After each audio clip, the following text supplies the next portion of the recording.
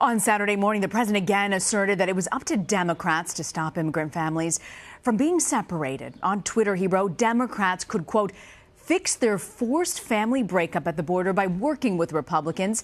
He also encouraged voters to elect more Republicans in the November midterms.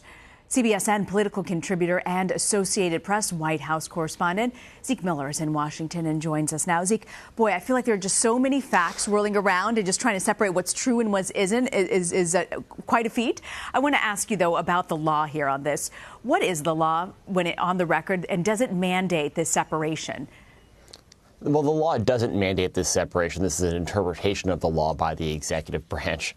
That the previous administration did not take this path, and the Trump administration, in part, officials say, to create a deterrent effect of people crossing the border illegally, was to sort of separate these parents. And the Department of Homeland Security is very sensitive, obviously, on the subject. They say they only separate parents when one parent is involved in criminal proceedings, which actually crossing the border is a crime that you can be prosecuted for. Cases where they can't establish a custodial relationship between the parent and the supposed parent and the child, and where they're concerned about the child's safety. Still, that is affecting a lot of children, nearly 2,000 over the last several months, according to AP reporting. This is an interpretation of the law by the executive branch, not the law itself. And so that's why it can be fixed by the Justice Department, by the president. It can also be fixed by Congress. So that's where we're seeing the two parties clash over.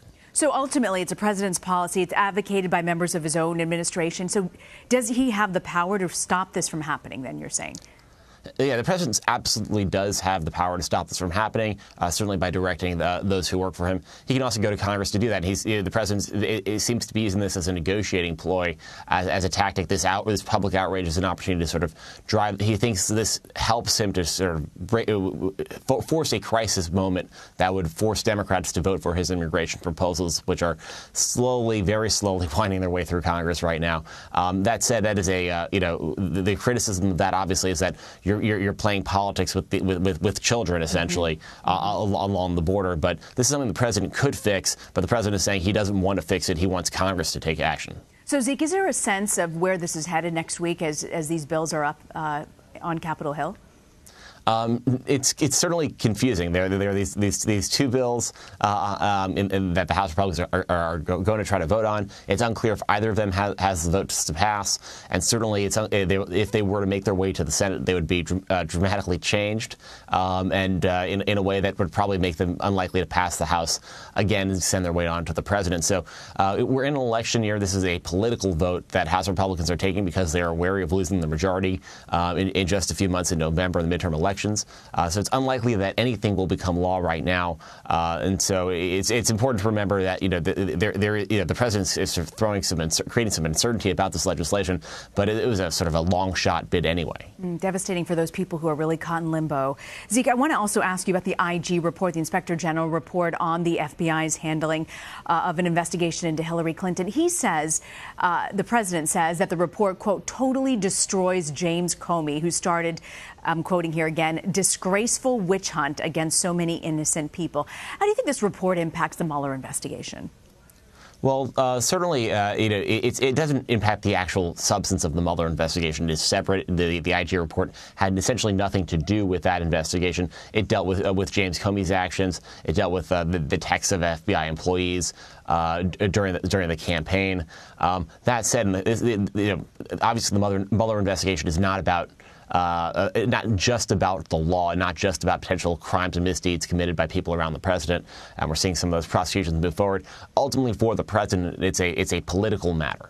Special counsels, the worst that can happen for the president is something in impeachment, which is a political process. So we're seeing the president of the last 24, 48 hours now mount a full-on, public relations broadside against the Mueller investigation using this IG report. It's certainly apples and oranges, but they're both fruit from the president's perspective. It gives him the ability to sort of attack Mueller by extension, by his criticism, by the IG report's criticism of the FBI's handling of the 2016 election. On Friday, we know that a judge sent former Trump campaign chairman Paul Manafort to jail as he awaits trial, and this is because of alleged witness tampering.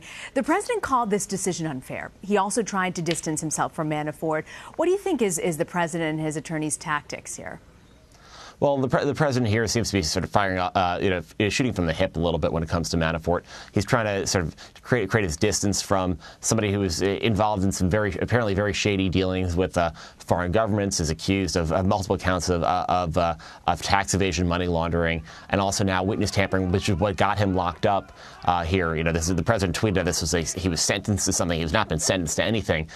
He violated the terms of his pretrial release program and his bail. So because he was allegedly trying to tamper with witnesses, and the judge agreed. The president here has been trying to sort of play the victim a little bit, and also try to, he's a little bit worried about what Manafort might, under this sort of pressure, turn around and try to pin on him. Obviously, Robert Mueller is bringing these charges against Manafort, but the goal has never been just to lock up Paul Manafort. It's been to sort of figure out what else he knows, what else he was involved with, what he knows about the Trump organization, the Trump campaign. And obviously he was there at a critical moment during the campaign, basically from the point when the president was locking up the Republican nomination to the early stages of the general election. He was there for that Trump Tower meeting when they were trying to dig up dirt from Russians on Hillary Clinton. So all of those things are of interest to Special Counsel Robert Mueller.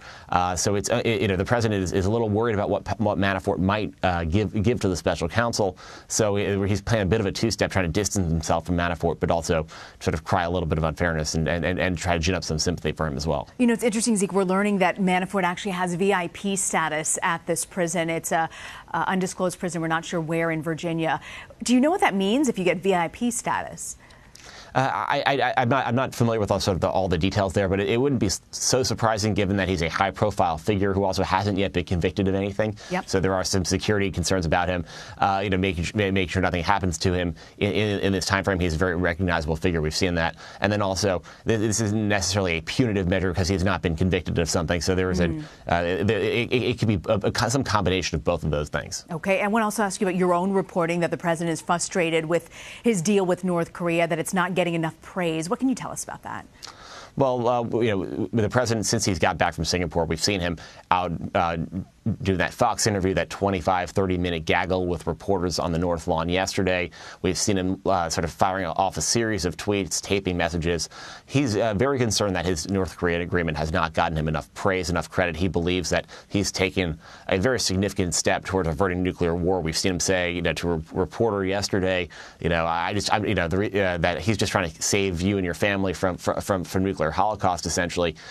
He believes he's accomplished something that if other presidents were to have done this, they would have gotten substantial praise. So the president is sort of frustrated about it, and he's playing a far more personal role in trying to sell this agreement, which, of course, is very vague and broad and hasn't been tested yet by reality. And we've seen the North Koreans walk away from deals like this before. And so the president's trying to take a victory lap, he's looking for that celebration, for that praise and that applause. It might be a little bit premature, but that's not stopping him from going out and trying to aggressively sell this agreement. Zeke, I want to ask you about this interesting report from the Wall Street Journal. It's reporting that President Trump had some really tense moments with other G7 leaders last week. And according to the Journal, the president told Japanese Prime Minister Shinzo Abe that he would send him, and I'm quoting here, 25 million Mexicans while he was talking about immigration problems. What's the White House's reaction to this report? Have you heard anything? And is the president talking about this? The White House is certainly not commenting on these things. They say they don't comment on internal private conversations between the president and foreign leaders. We've seen the president not address this report specifically, but take to Twitter to sort of claim that he's a far closer relationship with his G7 partners than is being portrayed in the media. He's sort of one of the things he isolated on was that now famous photo that was released by Angela Merkel's team that sort of showed sort of 6 angry leaders or seemingly angry or frustrated leaders surrounding the president, who sort of seemed a little bit obstinate. There are other photos of that moment. The president seemed to be complaining that everyone sort of focused on the really powerful image, not all the other ones. And they sent out their own images as well, right, of that moment. There were other photos that the photographer took that they also sent out. We were kind of wondering, it was a while after this. You know, we picked up on it moments after it came out. But this photo that you see was also a photo that there were other photos of that moment that the president chose to tweet out. Why do you think it seems like it's really gotten under his crawl a little bit? I think it's stories like this that are dripping out now after that meeting. It's also the president sometimes can't let things go. You know, he's now back from Singapore. He has a little bit more time to sort of process a very tumultuous and exhausting week for everyone involved.